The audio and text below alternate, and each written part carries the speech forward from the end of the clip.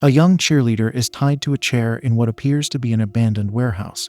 She awakens to find herself restrained, fear gripping her as she struggles against the bindings. In the room, a camera and screen have been set up, displaying a slideshow of pictures and repeating a snippet of audio with the girl's name. This doesn't seem like a random kidnapping. It's clear someone prepared this specifically for Kelly. The purpose behind it is yet to be determined. A shadowy figure is looking at a screen, displaying the same pictures that Kelly is being shown. He puts on a mask and walks out in front of Kelly, ignoring her cries for help, and repeats the same phrase, "You must be Kelly." He even goes as far as to hit Kelly in the face when she tries to insult him and fight back. Only when she complies and says her name does the masked figure stop. He introduces himself as Charles. Charles describes himself as a de-influencer.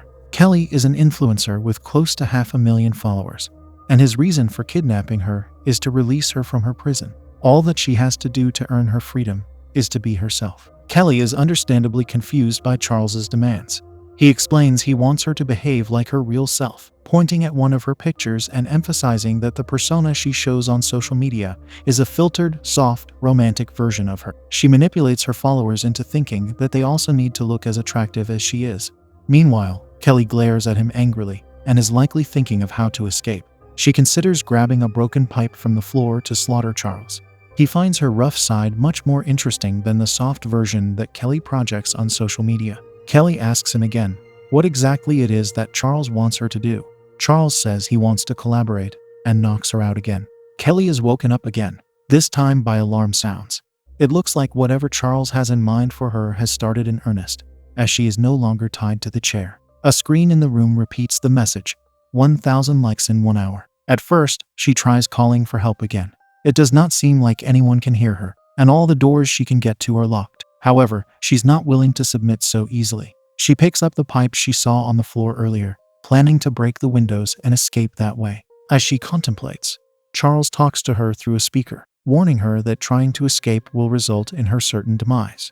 She drops the pipe and moves to a green screen that has been set up, with a camera taking pictures and a plastic tub with different items nearby. She still has not given up hope. Instead of playing into Charles's game, she writes a call for help on a small whiteboard she finds in the tub. But it will not be so easy, as Charles controls when the camera takes pictures. He insists on a picture that looks like her regular social media posts, one that will get 1,000 likes. It seems like Charles did not have an entirely wrong perception of Kelly's personality. Even under the threat of being assassinated, she refuses to play his game and insults him again. This time, the consequences are more dire, as Kelly gets knocked out with some gas that is released in the room. When her consciousness returns, she is tied to a chair again, and Charles is holding her foot. His gloves are covered in blood, and he expresses disappointment. It would be easy for Kelly to get 1,000 likes with 500,000 followers, but she chose not to play, and as punishment, he has cut off one of her toes. While Kelly may be stubborn and braver than most would be in this situation, she still doesn't seem to understand what Charles wants from her. She offers to help him get followers. Charles explains that he is not interested in publicity for himself. He wants to see if Kelly can get a reaction from the followers she already has. Kelly says that she does not care about her followers, to which Charles responds by playing an audio snippet of her, claiming her followers are the most important thing in her life. This highlights how different from reality her social media persona really is, despite the evidence to the contrary, such as Charles putting stitches on her foot and still wearing a mask in front of her. Kelly is still not convinced he plans to ever let her go free. Once more, Charles reminds her that her words have consequences and that she is not protected here like she is online. She can't say whatever she wants here. He punches down on her recently cut off toe. Even the severe pain caused by this does not break her will. She would rather lose her life getting cut to pieces than beg for her life and play Charles's twisted game. Kelly chooses to proudly stand in defiance. Charles leaves, accepting that Kelly may be too proud to do what he wants for the sake of her life, but perhaps the life of someone else may prove more valuable to her. The next time Kelly wakes up, there is a new girl trapped in the room with her. Kelly does not recognize her, but the girl, Sabrina, does. Kelly's disappearance is being reported in the news, and people are looking for her. While Kelly questions her about what she remembers, Sabrina notices that Kelly's foot is bleeding. She tries to lie and say that it was not done by Charles, but he is listening to their conversation, threatening to take more parts of her unless she does what he wants. Hearing this, Sabrina starts to panic, to try to get her to calm down. Kelly accepts to do what Charles wants. She quickly takes a picture in front of the green screen, and gives him a caption to post it with. The picture goes live, and all there is left to do is wait. The timer is ticking down as the number of likes slowly gets closer to 1,000. The girls try to pass time with idle conversation. It does little to calm their nerves, as the countdown reaches 0, and Kelly's picture is short of 1 like. She has failed to complete the task. She desperately tries to bargain with Charles, talking at the speaker in the room. Meanwhile, he sneaks up to her and knocks her out once again. When she comes to, she sees Sabrina looking distraught. It's revealed that Charles took one of her and made Sabrina watch while he did it. He says this situation reminds him of the ship of Theseus. Kelly agrees that if every part of a ship is replaced, it is still the same ship. Charles does not outright state it, but he seems to disagree. Every part he removes from Kelly permanently changes her. He proposes that perhaps parts of her needed to be changed. Perhaps she is not the same person she was a week ago, and perhaps this will turn out to be a good thing to help her see life from a new perspective. A new target starts to flash on the screen, this time with 5,000 likes in 2 hours. Kelly, taking the danger she is in more seriously now, starts to think of what to do. She tries to check on her wound, but Sabrina reveals she's a medical student and advises her not to remove the bandage. With no way to escape and the threat of losing another part of herself if she fails, Kelly tries taking a picture again. This time she hopes that sex appeal will get her the likes she needs. She poses in front of the camera seductively and dumps a bottle of water on her head to look more appealing in the photo. The girls quickly think of a caption to catch attention from men and post the picture. Sabrina is worried the picture will not hit the target again. She pulls out a smartwatch from her pocket. Kelly figures out a way to use it to send a call for help. Charles currently has their phones. If they record a message now, the next time he walks in, the watch should connect and send the message. Sabrina is skeptical, as people outside already know they are missing, and the girls do not know where they are. She agrees to send a voice message to one of her friends instead of the police. She tries to explain her decision, that if the police try to locate their phones and Charles finds out, he will move them to a different location. Kelly does not press her further on this, but surely the outcome would be the same if Charles found out about them contacting a friend. Is this just a bad decision made out of fear? Is she truly just an innocent bystander who gets swept up in this? Or is something more sinister going on? Charles questions the girls whispering, and Kelly tries to dispel suspicion, saying that the girls need tampons. This time, Kelly manages to successfully complete the task, getting the required 5,000 likes, and being congratulated with applause from Charles. He delivers the promised tampons and vows to release one of the girls if they manage to hit another target. He also unties Sabrina from the chair and accommodates the two with food, water, and a chance to sleep. Charles also explains that while the bathroom area for the girls consists of a bucket and 2 rolls of paper, it is the only place his cameras do not monitor. The girls' plan with the smartwatch seems to work as well. Sabrina proposes recording more messages after Charles leaves, but Kelly stops her, preferring to wait for a response first. This again seems to be a short-sighted decision, as she does not know if the message they sent will even be seen. They don't even know if anyone will take it seriously and take the appropriate steps to get them help urgently. The girls settle in for the night, and Sabrina once again brings up pre-recording messages, as she is unsure how much longer the battery on her phone will last. Kelly refuses once more, saying the battery won't drain because Charles does not have her passcode and cannot use the phone. Sabrina proposes recording messages for their families in case they do not make it out alive from here, while Kelly refuses again, trying to reassure her that they will beat Charles and get out. Sabrina makes a recording regardless. The girls are woken up by alarm sounds again.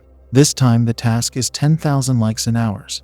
They initially panic, but building off what worked for them last time, they make a plan to strip tease, posting pictures every 3 minutes to get the likes. Before Kelly goes to start taking the pictures, Sabrina stops her. While it seemed like she was resigned to her fate before going to sleep, she calmly and confidently tells Kelly that they are playing a cat and mouse game with Charles, and the only way to get out is to stop being the mouse.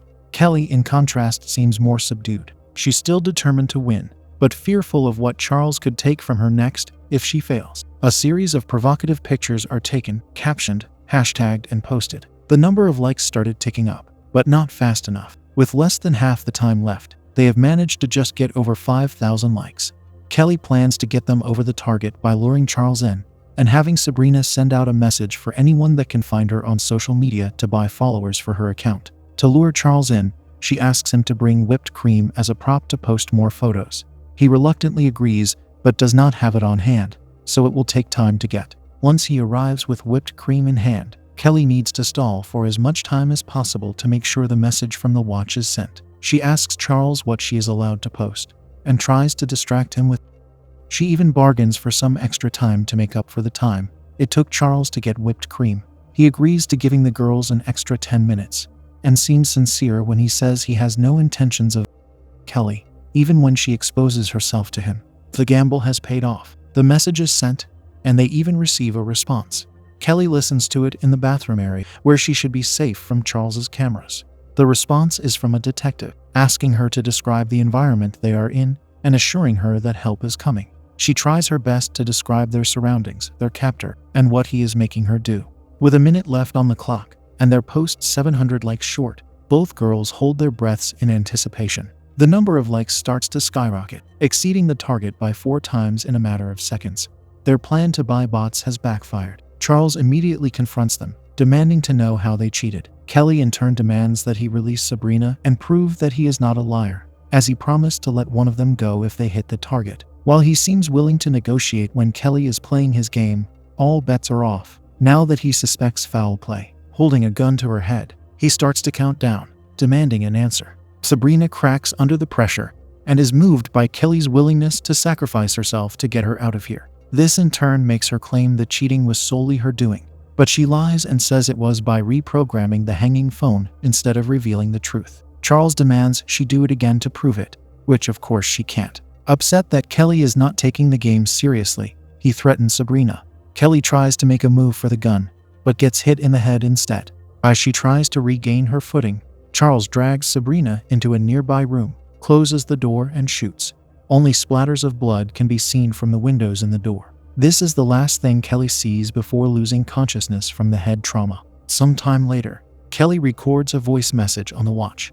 It's clear she has not yet fully recovered from the head injury. She is still bleeding from the nose and her vision is fading in and out. She mourns the demise of Sabrina. More time passes. She talks with Charles.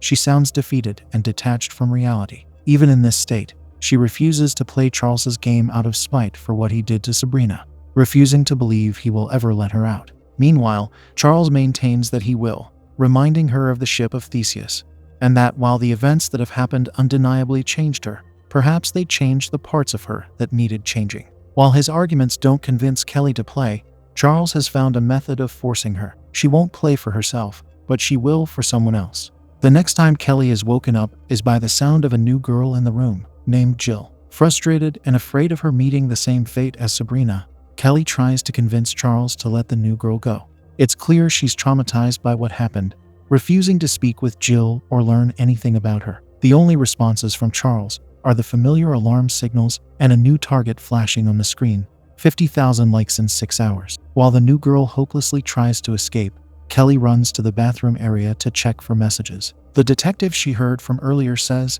they will be launching single fireworks across the city to try to locate her, and if she hears one, she needs to remember the exact time she heard it. Detective also tells her to try to get Charles to buy something unique, something that could be tracked as a purchase.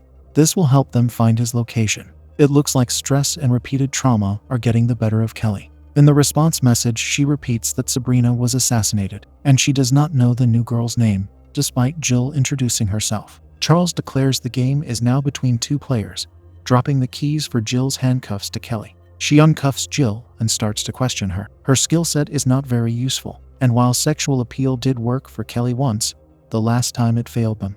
The new plan is drama. She brings Jill over to the camera and asks for a video for this task, recording herself making out with Jill. Then she reads a lengthy breakup message for her boyfriend and making out with Jill again. The video is posted with a broad spectrum of hashtags to get as much attention as possible. The girls get into an argument right after. Jill is upset at how seemingly effortlessly Kelly performed for that video. From her perspective, Kelly will do whatever it takes to get likes. Human decency be damned. Kelly, after all the trauma she has experienced, no longer has the patience to be polite. She understands there's another girl on the chopping block if they fail to reach the target again. She tries to argue she is being a decent human, but in the rush to come up with an idea that will get likes, she can't remember Jill's name. The video should work, given the number of followers Kelly and her boyfriend have. Jill is not so sure. Kelly tries to reassure her that it isn't their only hope, and lets her know about her communication with the police. But their chances might be getting worse, as it was Sabrina's phone that allowed for sending messages. With Sabrina gone, Charles would likely get rid of her phone as well. The girls come up with a new plan. They can't take Charles down, but they can split his attention. If one of them can get out, they could call for help. Despite the risks of being in the middle of nowhere, they agree to the plan. Just then, Kelly hears a single firework. Like the detective instructed her, she records a message noting the time. With the battery on the watch running low, she knows they need to get Charles into the room as quickly as possible. With no better options, the girls start a pretend fight. It does get Charles into the room, but it costs Kelly another blow to the head. This time, she wakes up to the sight of Charles, suffocating Jill with a bag over her head. She pleads for mercy, but to no avail. Witnessing two girls get assassinated as direct consequences of her actions, even in these circumstances, is taking a heavy toll on Kelly's psyche. The memories flash in her mind vividly as nightmares over and over, until the alarms jolt her awake once more. The screen is flashing her new target, 5 likes in 1 hour. Charles informs her that this task will be a live stream, the last task, after which he will end her life. Was he lying this whole time, or has Kelly's reluctance to play changed his mind? Either way, Charles demands a performance. While Kelly cannot save herself, refusing will mean that another girl will be punished by Charles. He urges her to consider the value of the life of someone she does not know, and to think about what she wants the last message from Kelly Weaver to be. She has 2 minutes to say anything she wants on a live stream, so that she can't be interrupted. Kelly agrees, but requests a final meal. This request is only to distract Charles. However, as she immediately rushes to check on the smartwatch for new messages, she discovers its battery has finally ran out of juice. Uncertain if her last message was sent, she begins to search for any weapon. She finds a rusty pipe and prepares to make a last stand, smashing the screens in the room in defiance and setting up behind the door to ambush Charles. It's brave, but miscalculated. He walks up to the door, the silhouette visible, the windows showing the difference in size between them. Even if it does go as planned, Kelly's chances of overpowering Charles after he entered the room look slim.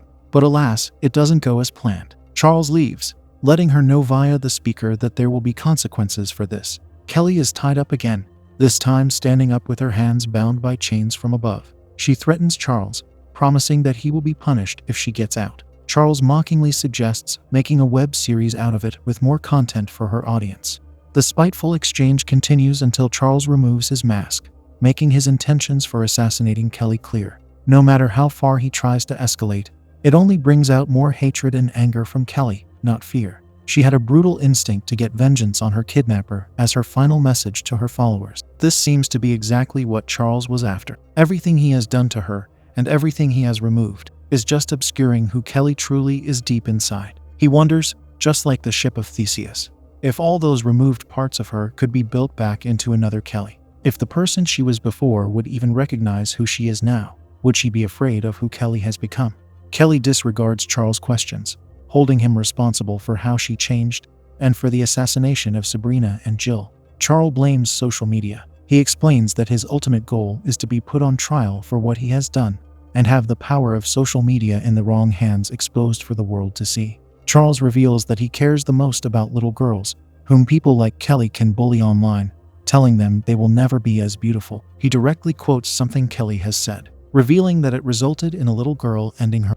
Kelly begs him to end her life if what he's saying is true, but Charles still needs her. He needs her star power to get his message out to the public in a way that will really attract attention. Out of spite or ignorance, Kelly refuses to play Charles's game again, but he reveals that he knows where Kelly lives. He has video of her little sister and threatens he will go after her. This forces Kelly to comply, in exchange for a promise that Charles won't touch her. Right before starting to record the last live stream, police sirens start to blare outside, and blue and red lights flash around the windows. Kelly screams her lungs out, calling for help, until Charles reveals it was just a light trick set up by him. So was the firework she heard, and so was the detective she was talking to all this time. With her final thread of hope cut, the live stream starts. Kelly pours her heart out, disavowing social media. She admits that only her family members truly know her, that they are the only ones she loves. She tells her sister to live a real life, not a virtual one, that she does not know her followers, and they do not know her. She wishes she could spend her last 2 minutes with her family, instead of saying goodbye on a stream, as her time is up, and she breaks down, expecting to meet her demise. Charles unveils the final deception. As both Sabrina and Jill walk out, it's revealed that they have been working with Charles this entire time. Their demises were staged. They had been texting Kelly's family. With the posts she made for the tasks, nobody even knows that she has been kidnapped. The virtual life she had lived until now has left her so detached from people that her disappearance went completely unnoticed.